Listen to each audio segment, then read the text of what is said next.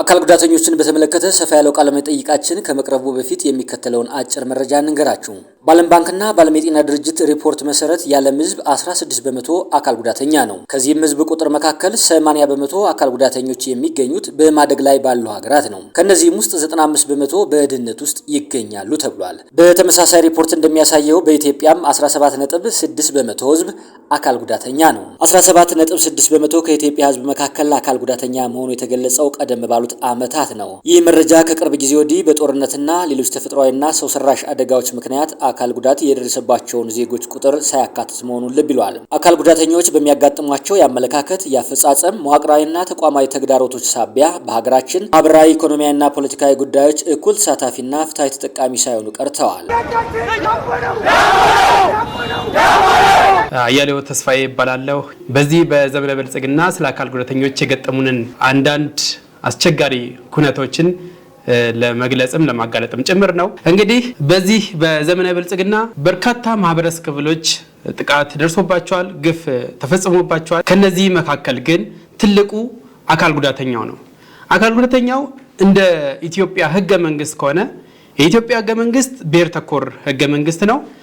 በተለይም ትላልቅ ብሔሮችን ቅድሚያ የሚሰጥ ገዢው ፓርቲ አደራጀትም ይህን ነው የሚያሳየው። ቀደም ሲል ከአባቱ ከኢህአዴግ እንደወረሰው ኢህአዴግ 4 ክልሎችን ነበረ በዋነኝነት የኢትዮጵያ ጠቅላይ ሚኒስትር መሆን ትችላላችሁ ብሎ ለዜጎቹ የገለጸው።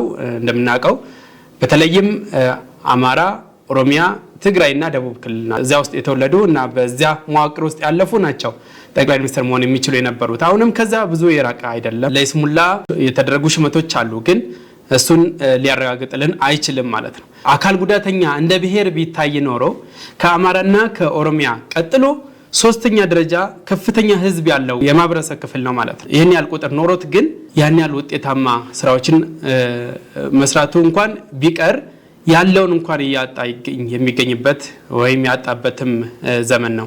በተለይ ትልቁ በዚህ ውስጥ የምንጠቅሰው አካል ጉዳተኞች በስራቸው የስራ ቦታቸው መድሎ የተፈጸመባቸው አካል ጉዳተኞች የስራ ቦታቸውን እያጡ በጣም ከፍተኛ ችግር ውስጥ የገቡበት ማለት ነውና ለዚህ ለምሳሌ የምናነሳው አንደኛው የሀገር ጥበብ ማደራጃ ድርጅት ነው። በ1959 በክብርት ዶክተር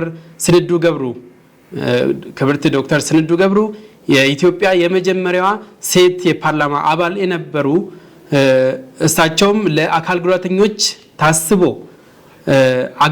ለአካል ጉዳተኞች አገልግሎት እንዲውል አስበው እዚህ መገናኛ እስራኤል ኤምባሲ አካባቢ የከፈቱት በ10,500 አካባቢ ካሬ ላይ የተመሰረተ ይሄ ሀገር ጥበብ በቀድሞ ስሙ የድኩማን ድርጅት ተብሎ የሚጠራው በዚህ በዘመነ ብልጽግና ግን ይሄ ለረጅም ጊዜ በየአመቱ ከ400,000 ብር በላይ ግብር ሲከፍሉበት የነበረውን ቦታ ያለ ምትክ ያለ ካሳ እንዲሁ አፈናቅሎ ከስራ ገበታቸው እንዲፈናቀሉ አድርጓል ማለት ነው። ይሄ ያደርገው ማን ነው? ብልጽግና ነው ማለት ነውና በአደረጃጀታቸው በኩል ያላደረጉት ጥረት ያልገቡበት ቢሮ የለም። የሚሰማ ጅሮ ግን አላገኙም ማለት ነው። እነዚህ ብዛታቸው 160 ነው። ከነዚህ መካከል ደግሞ 80ዎቹ ሴቶች ናቸው። እንግዲህ እንድትመለከቱ የምንፈልገው ሴቶች ማለት አካል ጉዳተኞችም ጭምር ከዚህም በላይ ደግሞ ተደራራቢ አካል ጉዳት ያለባቸው መስማትም ማየትም የማይችሉ አካል ጉዳተኞች ያሉበት ድርጅት ነውና ይሄ ለሴቶች ለአካል ጉዳተኞች ቅድሚያ ሰጥቻለሁ ሲል ምን ሰማው ብልጽግና እንደዚህ አይነት ግፍም እየፈጸመ ነው ማለት ነው። እና እነዚህ ከ160ዎቹ ከግማሽ በላይ አሁን ከስራቸው ተፈናቅለው በልመና ህይወት ራሳቸውን እያስተዳደሩ ይገኛሉ ማለት ነው። እነዚህ ሰዎች እንግዲህ ቢያንስ 3 እና ከዚያ በላይ ልጆችን ወልደው ቤተሰብ የሚያስተዳድሩ የነበሩ ናቸው ማለት ነው። ከተፈጸሙት ትላልቅ ወንጀሎች ማለት ይቻላል። ምክንያቱም በህገ መንግስቱ ማንኛውም ዜጋ የራሱን የሆነ ስራ መስራት ይችላል ይላል። የፈለገው ሙያ የመምረጥ መብት አለው ይላል። አንቀጽ 40 አንቀጽ 41ም የተጣሰበትና አዋጆችም ሌሎች ሰብአዊ ክብርን የሚጠብቁ የሚደነግጉ አዋጆች የተጣሱበትም ጭምር ነው ማለት ነው። ቅድም እንደገለጽኩት ከ400,000 ብር በላይ ግብር የሚከፍል እንደገና ደግሞ የተረሱና ባህላዊ እሴቶቻችንን ሊያጎሉ የሚችሉ ምርቶችን የሚያመርት የነበረ ድርጅት ነው። ይሄ ደግሞ አሁን ተቀምጦ ያው ዘመን አመጣሽ ለሆነው ለኦቪድ ነው የተሰጠው። ኦቪድ እንግዲህ የማን ባለቤትነቱ ራሱ በግልጽ ብዙ ስራዎችን ያለ ጨረታ ይወስዳል ተብሎ የሚታማ ድርጅት ነውና የብር ኖት ሲታተም የነበረ ውሸት ነው። ከጠቅላይ ሚኒስትሩ አንስቶ እስከ ባለሙያዎች ድረስ ያሉት ሰዎች አይነ ስውራንን አካታች ያደረገ የብር ኖት ቅየራ አድርገናል ብለው በሚዲያ በተደጋጋሚ ጊዜ ሲለፈፍ ነበረ ማለት ነው።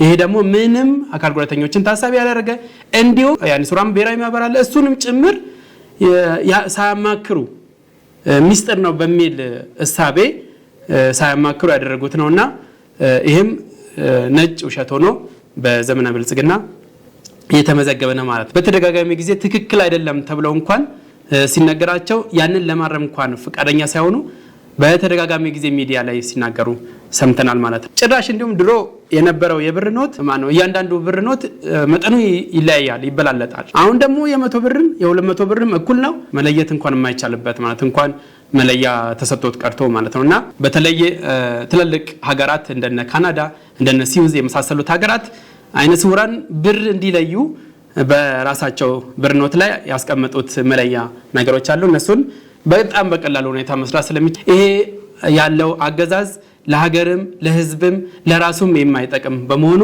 ሌላኛው አካል ጉዳተኞች የደረሰባቸው በተለይ ነጋዴ አካል ጉዳተኞች ከዛ በፊት ተደራጅተው የነበሩ በተለያዩ ቦታዎች ቦታ ተሰጥቷቸው ሲሰሩ የነበሩ አካል ጉዳተኞች ናቸው። ቁጥራቸው እጅግ በርካታ ናቸው። ከ3000 በላይ ነው። እነሱ ደግሞ በተናጠል ሲቆጠሩ ነው። እነሱ ስር ደግሞ ያሉት ቤተሰብ ቁጥር ደግሞ እንግዲህ አንድ ሰው እየጠበቁ በቀን እንዲሸጡ ተገደዋል። ፍለፊት የነበሩት ወደ ኋላ ዞር እንዲሉና ጭራሽ ሰው የማይንቀሳቀስበት ቦታ እንዲሰጣቸው ሆኗል። ገሚሱ ደግሞ ጭራሽ ምትክ ሳይሰጣቸው እንዲሁ በአየር ላይ ቀርቷል ማለት ነው። እስካሁን ድረስ እንግዲህ የህዝብ ቁጥር አልተደረገም።